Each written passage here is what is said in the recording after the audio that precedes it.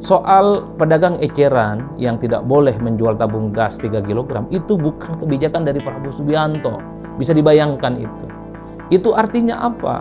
Kementerian SDM dalam konteks ini bermanuver secara ekstrim, membuat satu kebijakan yang sebenarnya dibuat sendiri tanpa berkomunikasi dengan pemerintah, tanpa berkomunikasi dengan presiden. Padahal kita tahu bahwa tak ada yang namanya visi misi menteri, yang ada itu adalah visi misi presiden. Bahwa Kementerian SDM dalam hal ini adalah Pak Bahlil itu ditumbalkan secara politik.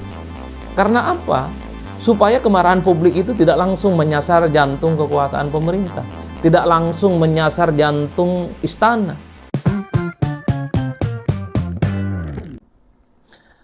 Assalamualaikum warahmatullahi wabarakatuh. Seluruh rakyat Indonesia, kita semua hari ini kelihatan sangat berbahagia karena ada instruksi dari Presiden Republik Indonesia Prabowo Subianto yang telah memperbolehkan pedagang eceran kembali berjualan tabung gas jenis 3 kg. Di mana sebelumnya Kementerian SDM melarang pedagang eceran menjual tabung gas jenis melon ini yang kemudian menyebabkan rakyat itu kesulitan, menyebabkan rakyat itu sengsara, menyebabkan rakyat itu terjerit-jerit hanya karena kesulitan untuk mendapatkan tabung gas 3 kg. Antrian panjang terjadi di mana-mana, bukan hanya di kota, tapi juga di pedesaan. Dan bahkan ada seorang lansia di kota Tangerang Selatan, di Banten sana, itu meregang nyawa, meninggal dunia hanya gara-gara kelelahan mengantri untuk mendapatkan tabung gas 3 kg. Tentu ini adalah kisah pilu yang saya kira tidak lagi perlu terjadi di Indonesia. Itu artinya apa? Kalau ada kebijakan-kebijakan yang tidak sesuai dengan pro rakyat, menyusahkan rakyat, ini jangan ujuk-ujuk kemudian disampaikan, jangan ujuk-ujuk kemudian direalisasikan tanpa ada sosialisasi yang cukup masif dan bisa membuat rakyat itu paham dengan kebijakan yang dibuat oleh pemerintah.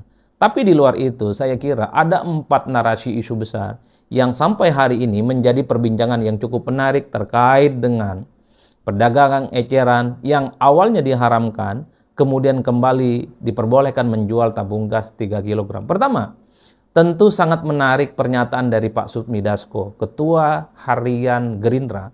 Saat ini juga adalah Wakil Ketua DPR yang mengatakan bahwa soal pedagang eceran yang tidak boleh menjual tabung gas 3 kg itu bukan kebijakan dari Prabowo Subianto. Bisa dibayangkan itu. Itu artinya apa?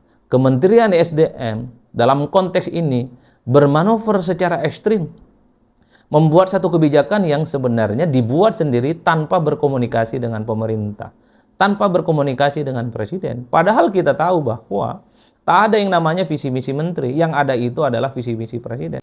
Tentu dalam konteks ini orang kemudian bertanya-tanya, hebat betul ini Kementerian SDM bikin kebijakan yang kemudian tak ada kaitannya dengan Prabowo Subianto sebagai Presiden Republik Indonesia. Ini yang ngomong adalah Sufmi Dasko, Ketua Harian dan orang penting di negara kita. Bahwa soal pelarangan pedagang eceran menjual tabung gas 3 kg bukan kebijakan Presiden, tapi kebijakan Kementerian SDM yang tentu saja SDM ini ada terlampau ekstrim dalam melakukan kebijakan-kebijakan politiknya. Itu yang pertama. Yang kedua, orang kemudian berasumsi yang cukup liar. Kalau betul bahwa kebijakan terkait dengan pedagang eceran yang awalnya itu dilarang menjual tabung gas kilogram bukan kebijakan Prabowo, itu artinya sangat mungkin Kementerian SDM yang terkait dengan gas LPG ini ada suara-suara lain yang kemudian didengarkan. Ada bisikan-bisikan dan input lain yang didengarkan di luar pendapat-pendapat yang ada di istana. Karena kita tahu per hari ini seakan-akan diskursus soal ada matahari kembar di Kabinet Merah Putih itu terkonfirmasi. Itu artinya apa? Bukan tidak mungkin ada pihak eksternal di luar istana adalah mereka yang sebenarnya memberikan input pengetahuan bahwa kebijakan soal pelarangan pedagang eceran dilarang untuk menjual tabung gas itu juga dilakukan. Itulah yang saya kira per hari ini pembicaraan publik bahwa sepertinya Kementerian SDM itu juga ada komunikasinya yang lain, bukan hanya kepada istana, tapi kepada pihak-pihak tertentu yang posisinya masih cukup kuat saat ini.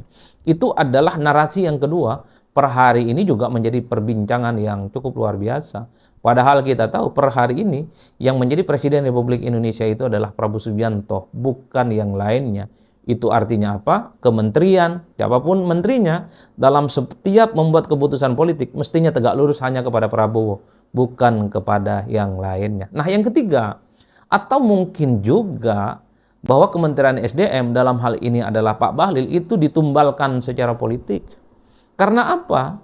Supaya kemarahan publik itu tidak langsung menyasar jantung kekuasaan pemerintah, tidak langsung menyasar jantung istana. Oleh karena itu tidak mengherankan ketika ada statement yang mengatakan bahwa pelarangan pedagang eceran yang dilarang untuk menjual tabung gas 3 kg bukan kebijakan dari Prabowo. Itu artinya apa? Ini ada sosok menteri yang kemudian sangat layak untuk ditumbalkan secara politik. Ada menteri yang sangat layak dipersoalkan dan dipermasalahkan dalam konteks ini. Itu artinya apa? Ketika rakyat marah, ketika masyarakat kemudian membuli dan kemudian gelap mata terkait dengan kebijakan ini, yang dikritik bukan istana, yang dikritik bukan presiden, tapi yang dikritik dan disasar itu cukup hanya Kementerian SDM. Mungkin juga itu terjadi karena kita tahu ketika ada kebijakan pelarangan pedagang eceran menjual tabung gas 3 kg, kan pihak istana juga berbicara, mendukung 100% sebagai bentuk efisiensi, sebagai bentuk bagaimana subsidi terkait dengan tabung gas itu kan tetap tepat sasaran. Dan itu adalah sebagai upaya untuk melakukan efisiensi anggaran supaya tidak bocor kepada pihak-pihak yang selama ini misalnya dianggap tidak bertanggung jawab. Kan itu juga adalah bagian dari bagaimana argumen politik hari ini yang kemudian terus menjadi perbincangan publik. Bukan tidak mungkin Kementerian SDM memang dijadikan sebagai tumbal politik supaya kemarahannya itu tidak sampai ke istana. Tapi yang keempat yang menarik, mungkin ini adalah pertama kali dalam sejarah di mana seorang presiden terpilih itu membatalkan kebijakan menteri dalam tempo yang sesingkat-singkatnya. Bayangkan, kebijakan ini baru diumumkan 3 hari. Diumumkan tanggal 1, kemudian berlaku tanggal 2, tanggal 3, tanggal 4, kemudian ada instruksi dari Prabowo supaya pedagang eceran itu kembali berdagang, kembali memperjualbelikan tabung gas 3 kg yang selama ini memang menjadi kebutuhan yang cukup dekat dengan rakyat. Jadi 4 diskursus politik ini. Ya, sangat tertarik sekali tadi saya mendengarkan penyampaian dari Bung Adi Prayitno terkait kasus-kasus yang terus-menerus kita lihat banyak kasus dan terlebih baru-baru ini masalah kelangkaan LPG 3 kg yang sangat menyulitkan masyarakat, membuat resah masyarakat. Ya, masyarakat yang masak sendiri ya susah, gak ada LPG, terpaksa mau nggak mau kalau ada kayu bakar ya masak di kayu bakar. Itu pun kalau kayu bakar ada, kan hutan kan banyak sekarang ditebang itu. Nah, oke, kalau kita melihat memang bagaimana Bahlil sebagai Menteri SDM tentu harus lebih berpikir bagaimana agar masyarakat ini tidak sengsara, gitu ya. Bagaimana rakyat kita ini semuanya tentram, tidak ada kelangkaan-kelangkaan ini itu dan lain-lain, dan seterusnya dan seterusnya. Kemarin saya mendengar rapat di DPR, di video saya lihat Pertamina juga ada di sana, ya, dan ada Pak Bahlil, ada yang lainnya juga anggota DPR yang lainnya, ya, itu ada penyampaian dari Pak Bahlil. Jadi DPR juga ya kita berharap memang betul-betul mewakilkan suara rakyat itu ya. Nah, lalu kemudian coba saya melihat ada beberapa penyampaian ulasan dari teman-teman kita. Ini penilaian dari masyarakat Indonesia tentu, netizen plus 62.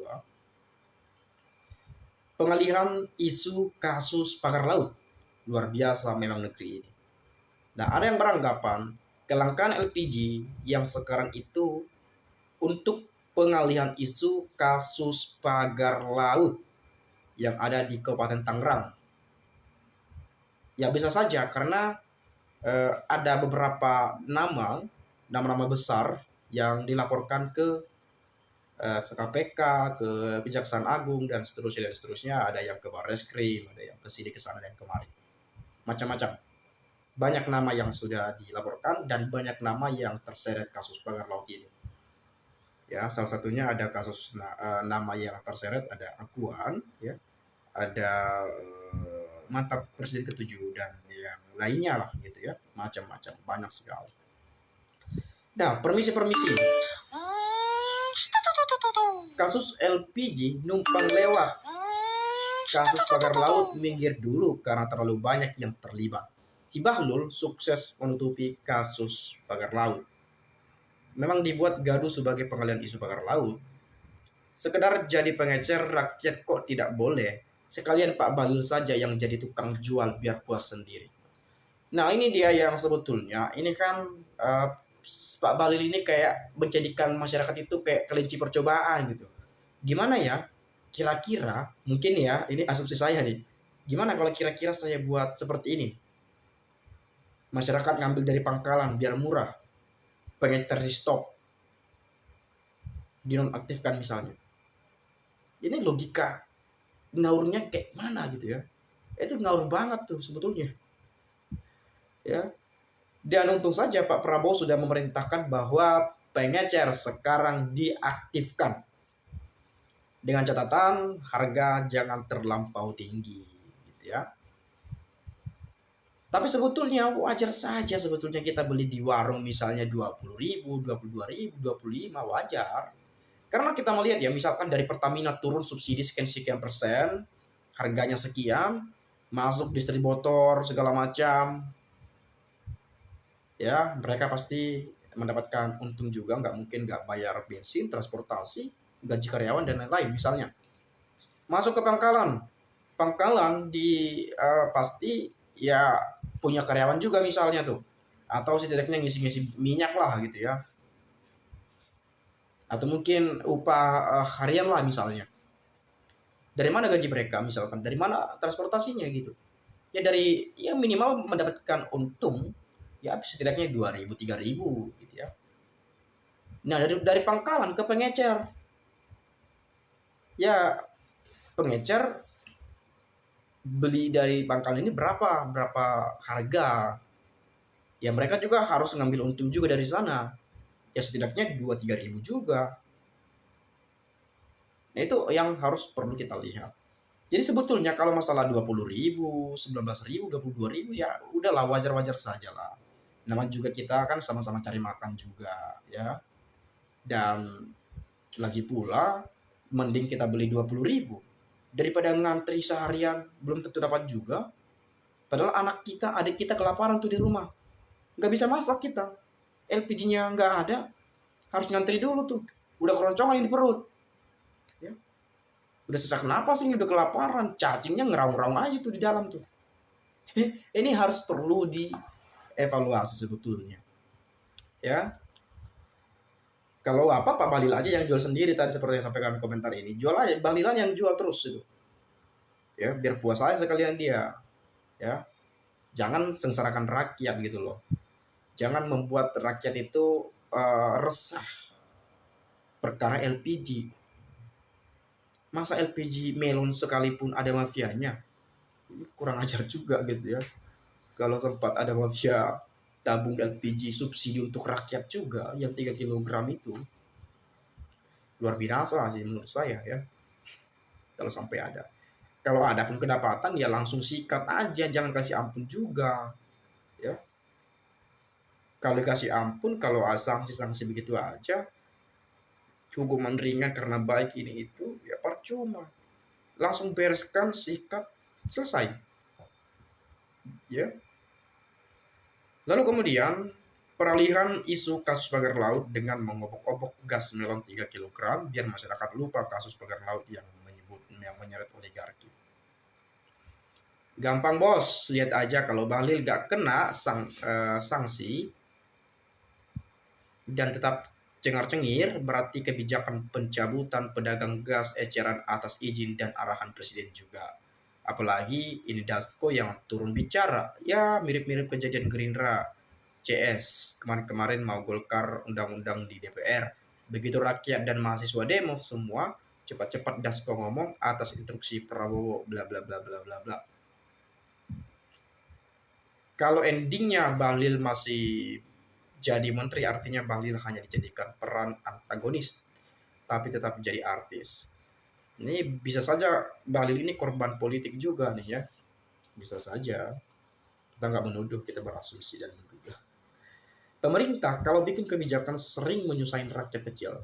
Yang bikin aturan tolol, terlalu terburu-buru, tapi nggak efektif. Bahlil emang bahlil.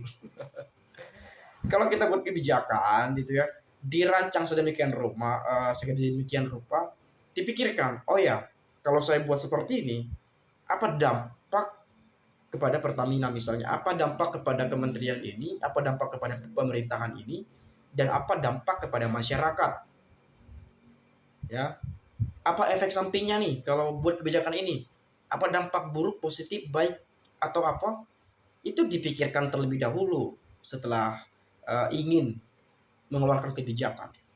Ya kalau sudah berpikir, oh diperbaiki lagi.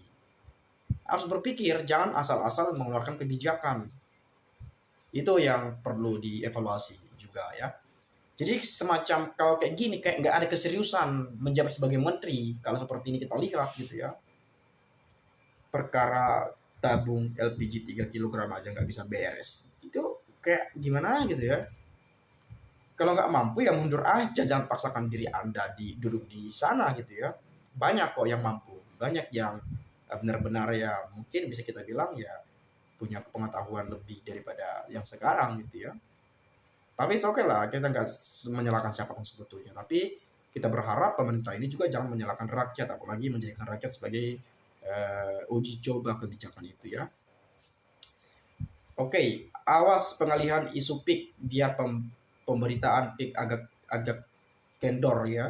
Maka dimunculkan kebijakan gas LPG, terus awasi PIK dan tolak kebijakan LPG. Cak Adi sudah simak belum ungkapan si Hasan Nasbi yang katanya juru bicara tim komunikasi Setpres ya persis seperti kata Bahlul, yaitu mendorong pengecer jadi agen gas melon.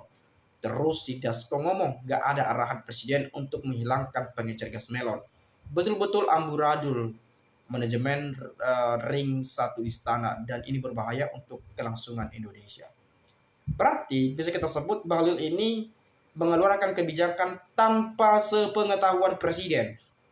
Ya, Bahlil mengeluarkan kebijakan mendahului presiden tanpa ada persetujuan, tanpa ada komunikasi dan yang lainnya. Buktinya kalau kita baca komentar ini, Dasko ngomong gak ada arahan dari presiden untuk menonaktifkan para pengecer dan yang lainnya. Malah justru Pak Prabowo mengaktifkannya kembali. Ya, itu yang harus perlu kita lihat. Jadi jangan sampai hal-hal semacam ini terulang kembali ya. Mungkin sekian teman-teman, saya minta maaf kalau agak sedikit keras dalam penyampaian ini, karena sebetulnya kalau mengenai rakyat yang resah hanya perkara seperti ini, kalau memang nggak serius jadi menteri nggak usah menjabat sebagai menteri, gitu aja sih ya.